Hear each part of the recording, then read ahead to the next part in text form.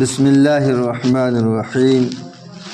یا ایہا الذین آمنوا قوا انفسکم واہلیکم نارا۔ حضور اقدس صلی اللہ علیہ وسلم کا پاک ارشاد ہے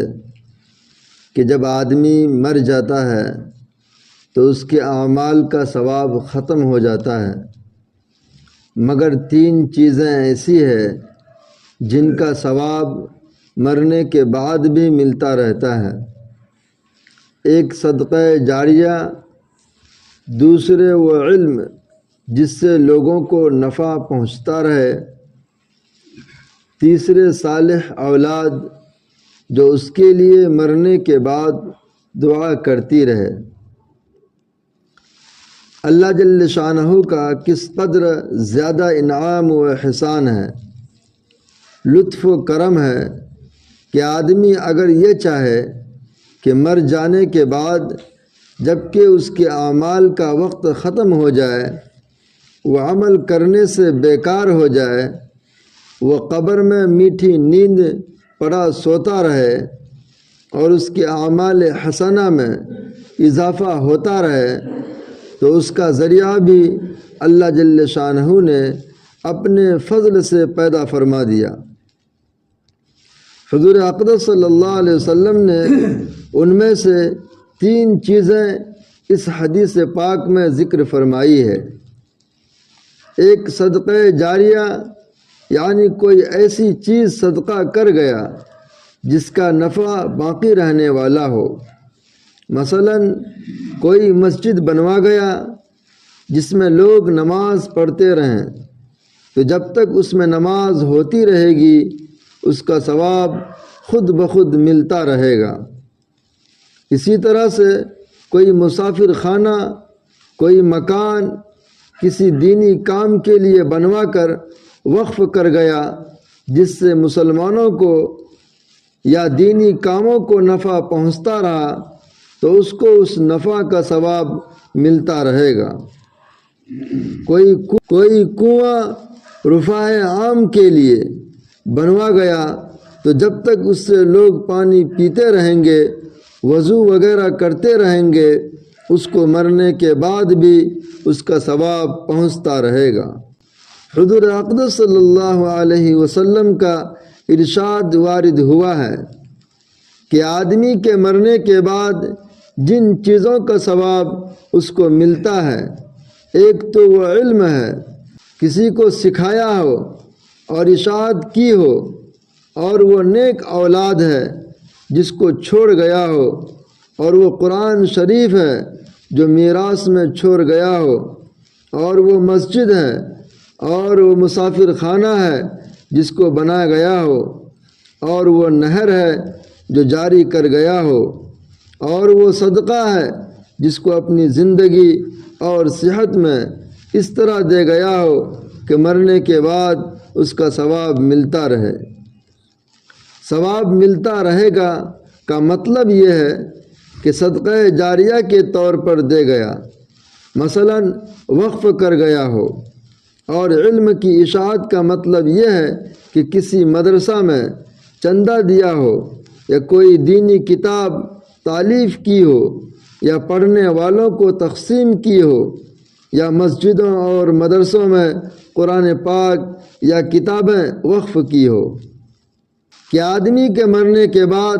7 چیزوں کا ثواب اس کو ملتا رہتا ہے۔ کسی کو علم پڑھایا گیا ہو،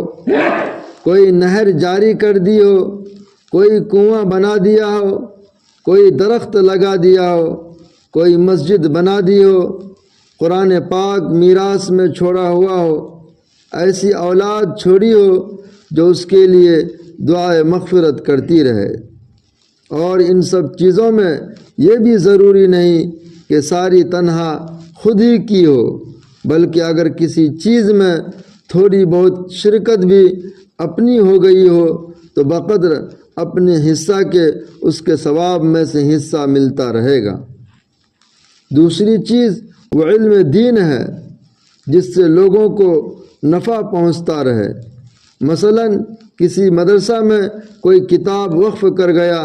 جب تک وہ کتاب باقی ہے اس سے لوگ نفع اٹھاتے رہیں گے، اور اس کو ثواب خود بخود ملتا رہے گا۔ کسی طالب علم کو اپنے خرچ سے حافظ قرآن یا عالم بنایا گیا، جب تک اس کے علم و حفظ سے نفع پہنچتا رہے گا، چاہے وہ حافظ اور عالم خود زندہ رہے یا نہ رہے، اس شخص کو اس کا ثواب ملتا رہے گا۔ مثلاً کسی شخص کو حافظ بنایا تھا، اس نے 10-20 لڑکوں کو قرآن پاک پڑھا دیا اور وہ حافظ اس کے بعد مر گیا، تو جب تک یہ لڑکے قرآن پاک پڑھتے پڑھاتے رہیں گے، اس حافظ کو مستقل ثواب ملتا رہے گا، اور اس حافظ بنانے والے کو علیحدہ ثواب ہوتا رہے گا۔ اور اسی طرح سے جب تک ان پڑھنے والے لڑکوں کا سلسلہ پڑھنے پڑھانے کا قیامت تک چلتا رہے گا، اس اصل حافظ بنانے والے کو ثواب خود بخود ملتا رہے گا، چاہے یہ لوگ ثواب پہنچائیں یا نہ پہنچائیں۔ یہی صورت بعینی کسی شخص کو عالم بنانے کی ہے کہ جب تک بلا واسطہ یا بے واسطہ اس کے علم سے لوگوں کو نفع کا سلسلہ چلتا رہے گا، اس اول عالم بنانے والے کو ان سب کا ثواب ملتا رہے گا۔ اور یہاں بھی وہی پہلی بات ہے کہ یہ ضروری نہیں کہ پورا حافظ، پورا عالم خود تنہا بنائے۔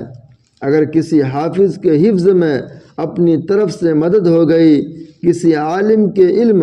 حاصل کرنے میں اپنی طرف سے کوئی اعانت ہو گئی، تو اس اعانت کے بقدر ثواب کا سلسلہ قیامت تک جاری رہے گا۔ خوش نصیب ہے وہ لوگ جن کی کسی قسم کی جانی یا مالی کوشش علم کے پھیلانے میں، دین کے بقا اور حفظ میں لگ جائے، کہ دنیا کی زندگی خواب سے زیادہ نہیں، نہ معلوم کب اس عالم سے ایک دم جانا ہو جائے۔ جتنا ذخیرہ اپنے لیے چھوڑ جائے گا، وہی دیر پا اور کار آمد ہے۔ عزیز قریب احباب رشتہ دار سب 2-4 دن رو رو کر یاد کر کے اپنے اپنے مشاغل میں لگ کر بھول جائیں گے۔ کام آنے والی چیزیں یہی ہیں جن کو آدمی اپنی زندگی میں اپنے لیے کبھی فنا نہ ہونے والے بینک میں جمع کر جائے، کہ سرمایہ محفوظ رہے اور نفع قیامت تک ملتا رہے۔ تیسری چیز جو اس حدیث پاک میں ذکر کی گئی وہ اولاد صالح ہیں، جو مرنے کے بعد دعائے خیر بھی کرتی رہے۔ اول تو اولاد کا صالح بنا جانا مستقل بھی صدقہ جاریہ ہے، کہ جب تک وہ کوئی بھی نیک کام کرتی رہے گی، اپنے آپ کو اس کا ثواب ملتا رہے۔ پھر اگر وہ نیک اولاد والدین کے لیے دعا بھی کرتی رہے، اور جب وہ صالح ہیں تو دعائیں کرتی ہی رہے گی، یہ مستقل ذخیرہ والدین کے لیے ہے۔